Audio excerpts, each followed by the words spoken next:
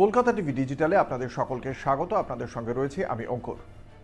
বিহারে আপনারা সকলেই জানেন এসআইআর এর পরে বিধানসভা নির্বাচন হয়েছে। যে বিধানসভা নির্বাচনে 243টি আসনের মধ্যে 200-রও বেশি আসন জয়লাভ করেছে এনডিএ শিবির, এবং সেই ভোটের পরে আবারও এবার দেখতে পাওয়া গেল অ্যাসোসিয়েশন ফর ডেমোক্রেটিক রিফর্মসের পক্ষ থেকে এবার শীর্ষ আদালতের কাছে জানানো হলো তাদের দাবি আদালতের কাছে যে এই যে এসআইআর প্রক্রিয়া পরিচালনা করেছে নির্বাচন কমিশন, সেই এসআইআর প্রক্রিয়া পরিচালনা করার পরেও বিহারে লক্ষ লক্ষ নকল ভোটার রয়ে গিয়েছেন। এবং এক্ষেত্রে বেশ কয়েকটি বিষয় উল্লেখ করেছেন তার আবেদনপত্রে এই আইনজীবী প্রশান্ত ভূষণ। তার পক্ষ থেকে যেটা বলা হচ্ছে যে প্রথমত ইলেকশন কমিশনের পক্ষ থেকে 26 লক্ষ মানুষকে সাইক্লোস্টাইল নোটিসে তারা যে এদেশের নাগরিক তার যোগ্যতা প্রমাণ করতে বলা হয়েছিল।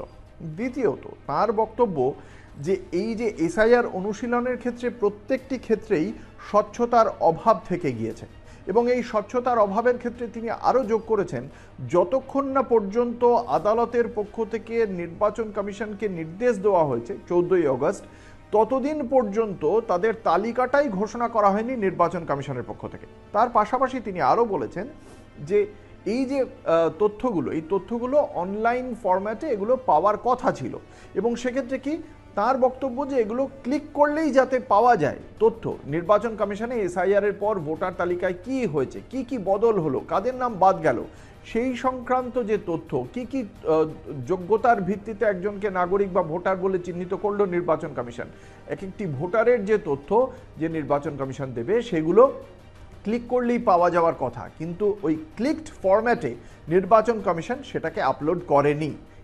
গুরুত্বপূর্ণ অভিযোগ করা হয়েছে প্রশান্ত ভূষণের পক্ষ থেকে। তার পাশাপাশি তার অভিযোগ যে 2003 সালে যে ইন্টেন্সিভ রিভিশন হয়েছিল বিহারে, সেই রিভিশনের পরে আবার হঠাৎ করে তাড়াহুড়ো করে এবারের যে এসআইআর তা করার প্রয়োজনীয়তা কি সেটা ইলেকশন কমিশনের পক্ষ থেকে, জাতীয় নির্বাচন কমিশনের পক্ষ থেকে এখনো পর্যন্ত জানানো হয়নি বলেই দাবি করেছেন তিনি। এবং এক্ষেত্রে এর আগে যে পুরোপুরিভাবে যে ইন্টেন্সিভ একটা রিভিশন হয়েছিল, যে ইনভেস্টিগেশন হয়েছিল, এর আগে যেভাবে একটা নকল ভোটার আছে কিনা তার যে যাচাই হয়েছিল, তার যে পূর্ণাঙ্গ রিপোর্ট, সেই পূর্ণাঙ্গ রিপোর্ট এবং তার যে রেকর্ড, যে তথ্য, সেই রেকর্ডও জাতীয় নির্বাচন কমিশন সামনে আনেনি।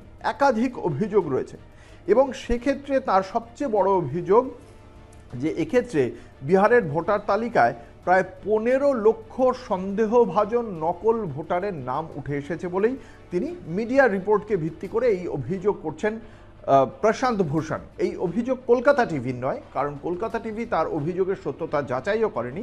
এই অভিযোগটা করছেন প্রশান্ত ভূষণ, বিশিষ্ট আইনজীবী, অ্যাসোসিয়েশন ফর ডেমোক্রেটিক রাইটসের পক্ষ থেকে তিনি এই অভিযোগ করেছেন শীর্ষ আদালতে।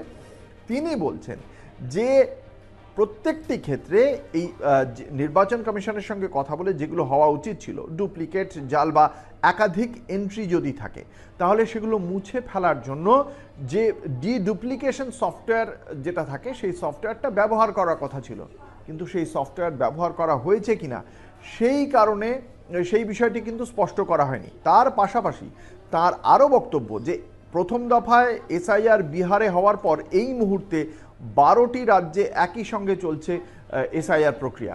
যদি এই ডুপ্লিকেশন সফটওয়্যারটি ব্যবহার করা না হয় তাহলে কিন্তু একইভাবে এই 12টি রাজ্যেও নকল ভোটার থেকে যাবে, একই পরিণতি হবে বিহারের মতোই।